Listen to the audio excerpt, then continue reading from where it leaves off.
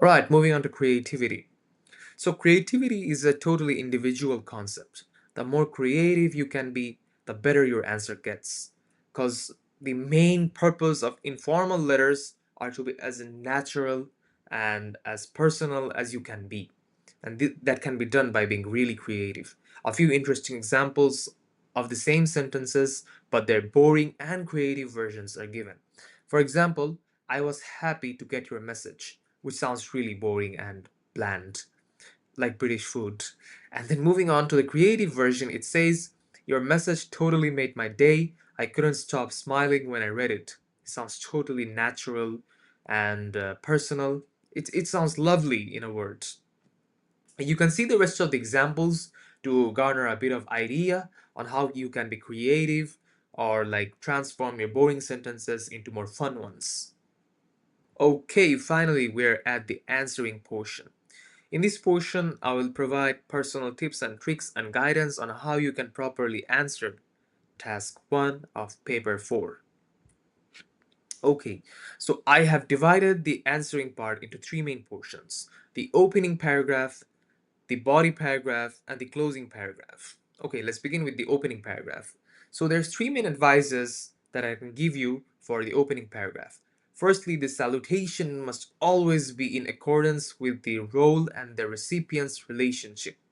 For example, in informal letters to friends, classmates, or group members, it goes something like Dear Jared, Dear Tan, Dear Chu, etc.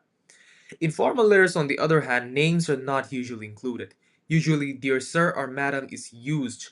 However, name can be used after courtesy titles like Mr., Miss, or Mrs. In informal letters, much more informal terms can be used, like hi, hello, my dear, hello, dear friend, instead of just using dear all the time. It's another touch of creativity here, to be honest. And secondly, the first sentence of the first paragraph includes purpose or greeting or gratitude or introduction. It's very important to use attention grabbing sentences in these places. It's really a bad idea to use chief words in these places. All right, moving on to a few examples of opening line. Okay, now here are some really interesting opening line examples. For example, for gratitude, in the informal letters you can write, I was so very much glad to receive your long awaited letter and to know that you're getting better. And the second example is, I hope my email came at a perfect time dispelling your worries. This is an example where your friend might be depressed and you're writing a letter to him to make him feel better. In the second box, the opening lines are related to purposes. It says, I'm writing in regards to my absence from the annual company business meeting held last week. It's really direct, like you're going straight to the point. The third example of the second box is for informal letters. It says, I'm just writing to say thank you for the offer of joining your company. It sounds really relaxed while still expressing the main purpose of the letter. It's basically a summary of what's to come in the body paragraph. As for the introduction, it can be semi-formal or formal. The first example is, I'm a resident of Longhorn City and I thought that your local but very popular newspaper would be a great platform to publish, etc. And moving on, alright, here are some opening paragraph examples. Like once we have done with the opening lines, we have to move on with connecting the stimulus and the notes to create the opening paragraph. As shown in the first example, the note is wonderful, which indicates that you have to agree with it and add some descriptive information backing your agreement. So, what's the answer? It says, that's wonderful to hear that we're having a Stay Healthy program on International Youth Day. All of the students will have a great chance to learn new and exciting knowledge on the topic of health. I'm excited and can't wait for the event. So, it's basically expressing the wonder while increasing and expanding the meaning of the word wonderful in the context of the stimulus. And you can see another example here where the note is no, so you're expressing a negative impression of the question while describing the reason backing the negative impression. Moving on, the body paragraph. So I've made a bunch of tips here. Let's go one by one. The first one says one note equals to one paragraph. Really easy to understand. So basically, for every note, you just create one paragraph in the body paragraph. Number two is expand the note. Don't copy. Do not copy. It just degrades the quality of your letter. Instead, expand it. For example, the first sentence says, I agree because it is important. It sounds boring, unnatural, and really non casual. The expanded version, on the other hand, says, I agree that a healthy lifestyle is important because it helps students stay physically active and mentally focused in school. So it's just the same sentence, but expanded in a very creative and casual manner. Number three is explain why or how. It's basically asking questions to help you expand the notes easily. Number four, keep each paragraph balanced. Don't make one paragraph too big and the other one too small. Keep each paragraph of the same length of 2 to 4 lines or 50 to 60 words. Maintain strict relationship of the notes to the stimulus. Just don't overcomplicate stuff. Keep it very relevant to the stimulus and follow the notes strictly. It keeps your answer concise, very easy to understand, and lovely in the eyes of the examiner as well. Next, we will learn how to connect the stimulus to the notes. It's just a very easy process of 4 steps where first you find out which statement or question is the stimulus in the note referring to, and then you correlate the note to the statement from the stimulus. Third step is remembering the previously selected tone and wording for the answer. And number four, you write the note expansion depending on the selected tone, on the correlation between the stimulus and the note, and so on. An example is given here with 4 different notes connected to the stimulus. All right, let's start with paragraph 1. So the paragraph 1 says, the stimulus says, how was the public speaking workshop? The note says, great, which implies you to give a positive response and a reason backing that.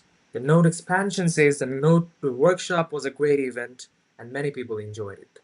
Paragraph 2 has the stimulus. Did you do any other interesting activities at the workshop? The note is described. So basically, you describe an interesting activity that could have taken place during the workshop. The expansion is really nice. It says a really interesting activity that we did was called table topics, where we had to perform impromptu speeches, blah blah blah. So basically, you're just describing an activity in the context of the stimulus. Moving on, the third example and the fourth example is pretty similar. The stimulus says, was it interesting? No says yes. So basically, you have to give a positive response, an affirmative response, while giving a reason backing that. The note expansion says, yes, Patrick's speech was very interesting because he told many funny anecdotes. So first you're saying yes, basically you're saying affirmative expression, and then you're giving a reason, which is he told many funny anecdotes. Similar example is given for paragraph 4, where the question is, would you like to join me? But the note says, still Simon. Either you can have an affirmative expression or a negative expression in this case. But whatever expression you choose, you should give a valid reasoning supporting that note. Moving on, we're finally in the concluding paragraph. For the informal letters, I have 3 main tips here. The first one is referring back to something personal from the letter.